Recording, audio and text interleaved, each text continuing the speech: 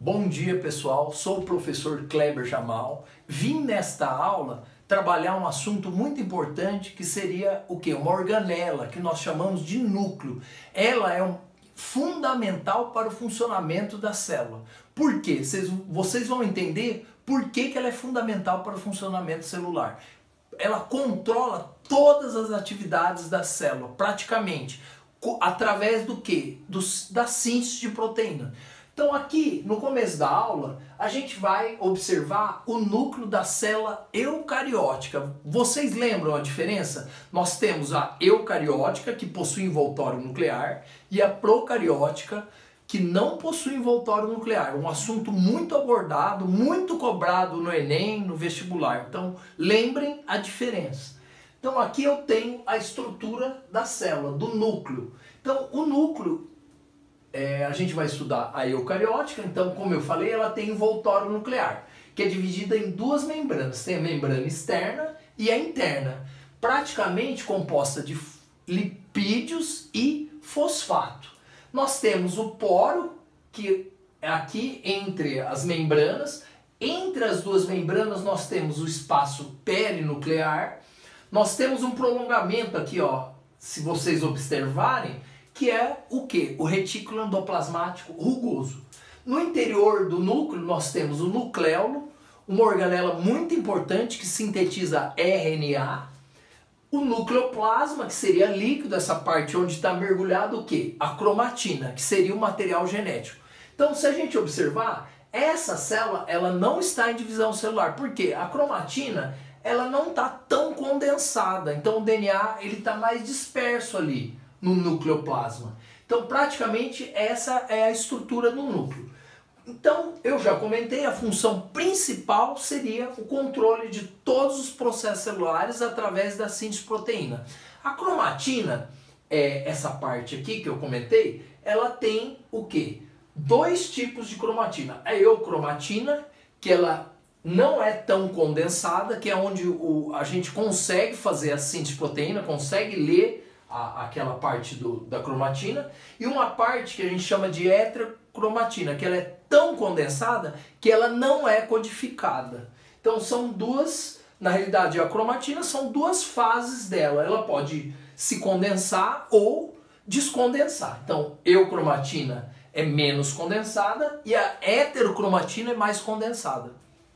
Aqui nós temos o cromossomo, que seria o quê? Uma estrutura, se a gente observar, o DNA, aqui na forma molecular, que vocês conhecem, que a gente vê, são duas fitas, né, helicoidais, que tem as bases nitrogenadas. Então essa parte do DNA é a parte mais molecular. Ela vai condensando, ela se enrola em proteínas, que nós chamamos de histonas. O que acontece? Então, tem até o nucleossomo, que seria o quê? 8 proteínas de histonas e o DNA enrolado. Então, são várias partes dessas. O que acontece? Além disso, ele vai se condensar mais e vai ter essa forma aqui de cromossomo, que nada mais é do que muitos nucleossomos condensados. E essa forma do cromossomo conhecida, ela é na hora que a célula vai entrar em divisão celular. Então, cromatina, quando ela está numa fase, quando ela está entre as fases, não está na divisão, e quando está em divisão, ela vai se condensar, nós chamamos de cromossomo. Nada mais é do que material genético. Então, o cromossomo ele tem o centrômero, que é essa parte aqui, mais afunilada, e nós temos os braços. Então, o que acontece? Então, o cromossomo nada mais é do que o DNA mais enrolado. Nós conseguimos observar até no microscópio óptico comum. Dependendo do tipo de organismo, tem alguns que têm um cromossomo maior, eu consigo observar em microscópio óptico. Tá? E aqui nós temos o quê? Os tipos de cromossomos. O que acontece? A posição do centrômero vai identificar os tipos de cromossomos. Em humanos, nós temos 3 tipos. O primeiro tipo aqui seria o metacêntrico, porque está relacionado com o posicionamento do cromossomo, do centrômero, ele está no meio do cromossomo. Então nós chamamos de metacêntrico.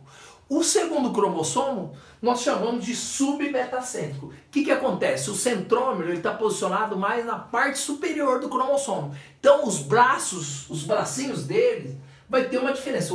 O braço de cima vai ser menor e o braço de baixo vai ser maior. Então nós chamamos de submetacêntrico. O centrômero está posicionado lá em cima. O outro tipo de cromossomo, bem cobrado em vestibular, seria o acrocêntrico. O que seria? Eu tenho o centrômero na região mais superior e sobre esse centrômero eu vou ter apenas um satélite. O braço de baixo é grande e o de cima só tem um satélite. E o centrômero está posicionado mais acima.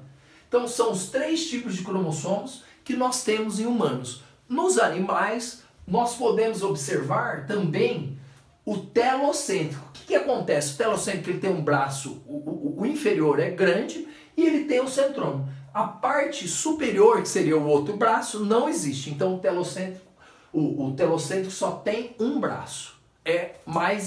Esse tipo de cromossomo só tem em animais.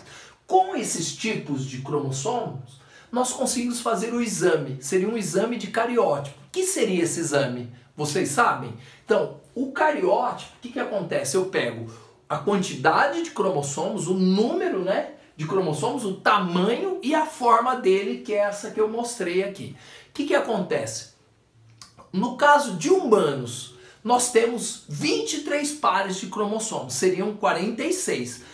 Por exemplo, para eu descobrir se é uma mulher ou se é um homem, eu consigo fazer o exame de cariótipo, eu vou identificar através do exame, eu vou extrair o DNA, colocar no microscópio, ampliar, né, aquele DNA, eu vou tirar uma foto e eu vou ampliar a foto e vou recortar os cromossomos e montar como se fosse um esqueminha que nós chamamos de ideograma. É muito interessante porque é um processo muito simples. Você ter um microscópio óptico, você consegue identificar o sexo do bebê, por exemplo. Então o cariótipo, o que acontece? No caso de mulher e homem, aonde vai diferir o exame? No último par, que seria no 23º, que nós chamamos de cromossomos sexuais. A mulher vai ter 2 cromossomos X e o homem vai ter um cromossomo X e um cromossomo Y. Seria no 23º par.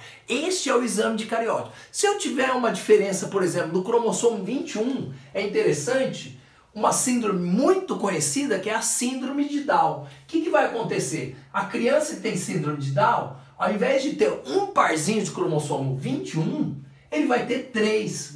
Por isso que nós chamamos de trissomia do cromossomo 21. Esse tipo de síndrome, que é comum, ele consegue ser identificado pelo exame de cariótipo, que é bem simples e é muito interessante.